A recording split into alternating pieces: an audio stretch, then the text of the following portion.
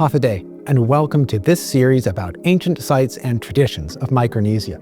These episodes introduce the latest research and discussions about ancient life, history, and cultural traditions all across our diverse region of Micronesia.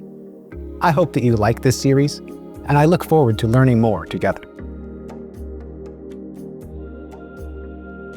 In my role as an archaeologist, people often ask me about what we can learn from archaeology.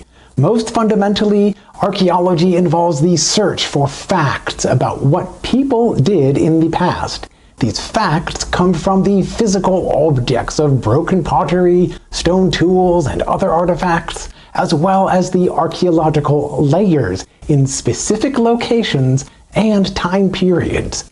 The location and the time period both are essential for documenting the context in archaeology. Otherwise, the most basic information could be mixed up and misrepresented, resulting in illogical anachronisms and unbelievable interpretations that are contradicted by the basic facts in archaeology.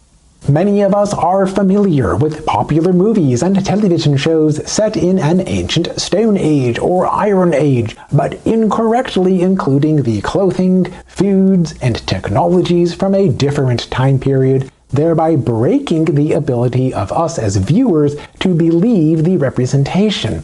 These issues possibly can be accepted in works of fiction, but they are incompatible with a factual study of the past. Currently, the archaeological record of our region in Micronesia has been documented in several time periods that span the last thousands of years.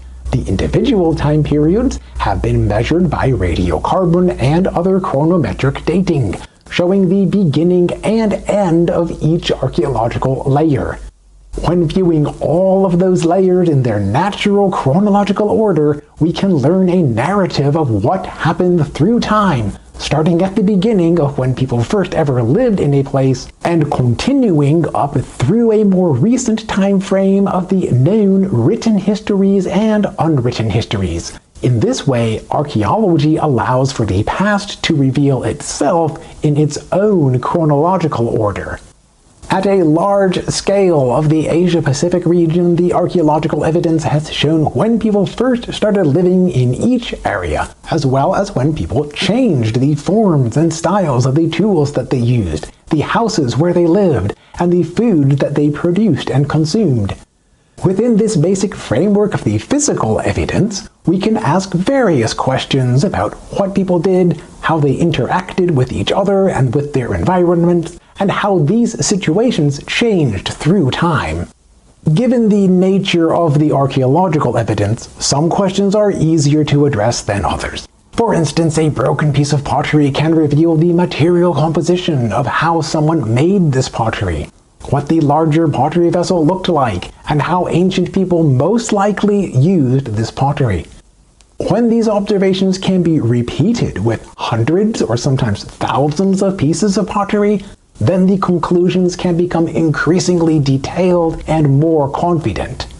Nonetheless, these pieces of pottery alone do not reveal aspects about what ancient people were thinking or feeling in the past.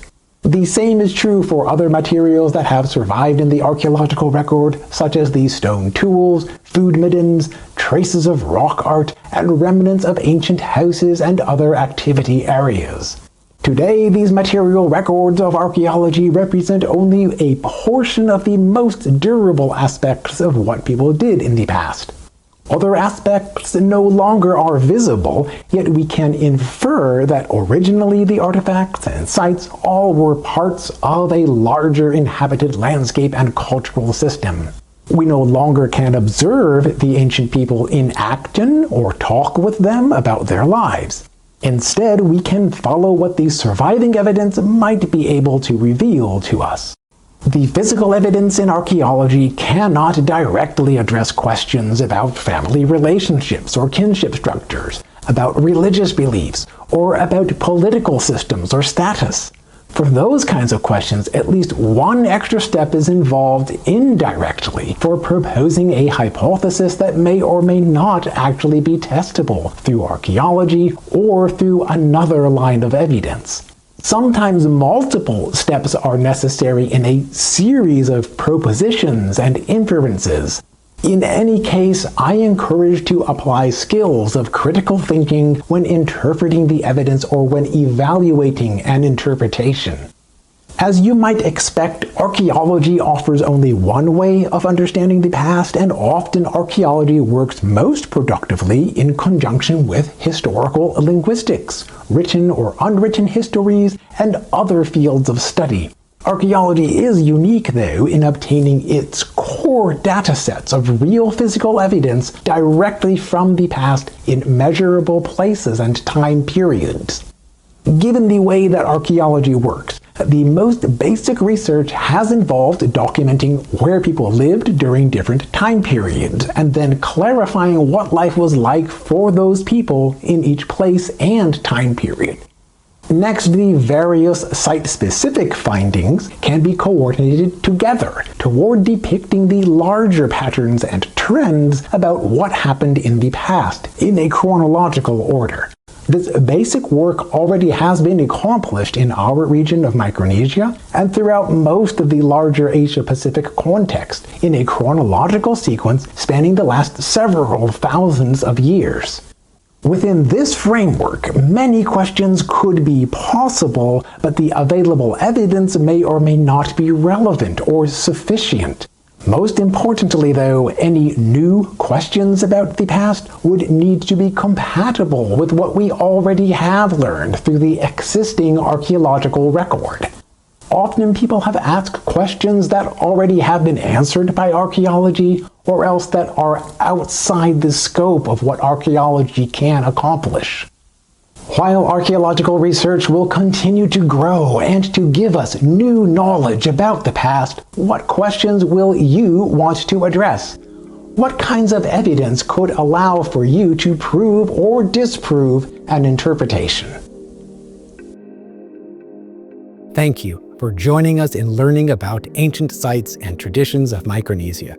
If you would like to learn more details, then I encourage you to visit, in person or online, the Micronesian Area Research Center of the University of Guam.